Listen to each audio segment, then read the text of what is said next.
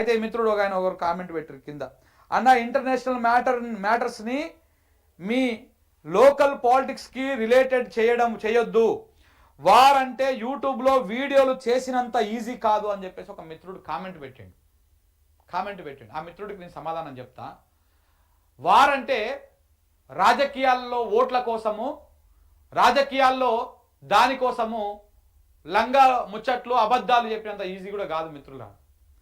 వారంటే ఓట్లను రాజకీయాలను అన్నింటినీ పనంగా పెట్టి పక్కన పెట్టేసి దేశ భద్రత దేశ ఐక్యతను కాపాడడం కోసం, దేశంలో శాంతిని నెలకొల్పడం కోసం, అశాంతి సృష్టిస్తున్నటువంటి మూకలను ఏరిపడేయడం కోసం చేసేది వార్.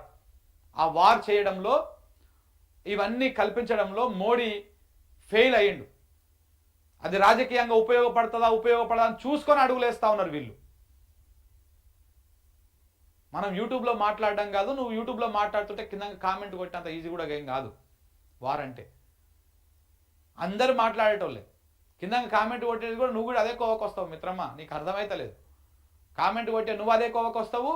మాట్లాడడం మా ధర్మం, చెప్పడం మా ధర్మం, ఒప్పేది తప్పేది చెప్పడం మా ధర్మం, ఏం జరుగుతుందో చూపించడం మా ధర్మం కాబట్టి మా పని మేము నిర్వర్తిస్తున్నాం. యూట్యూబ్లో వీడియో చెప్పేంత ఈజీ ఏం కాదు. 100% నీ మాటలతో నేను ఏకీభవిస్తా. కానీ వారంటే రాజకీయం అంత ఈజీ కూడా ఏం కాదు, అబద్ధాలు చెప్పేంత ఈజీ కూడా ఏం కాదు.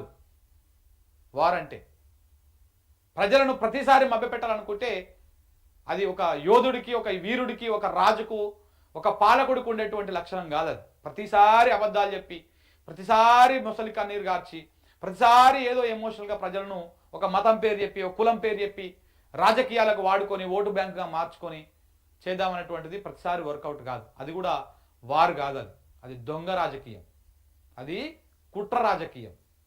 సో కాబట్టి వారి గురించి బీజేపీలకు చెప్పాలి. ఇలా అవకాశం ఉన్నా, ఇంత బలంగా దేశం ఉన్నా వెనకకు పోతుంది కదా, మోడీ గారికి చెప్పాలి, సార్ మీరు చేసేది రాజకీయం, వారు కాదు మీరు చేసేది, అంతా మీరు రాజకీయం చేసుకోండి, వారు చేయడం మీకు చేత కాదని చెప్పేసి వాళ్ళకి చెప్పుకోవాలి, మనకు కాదు చెప్పాల్సింది.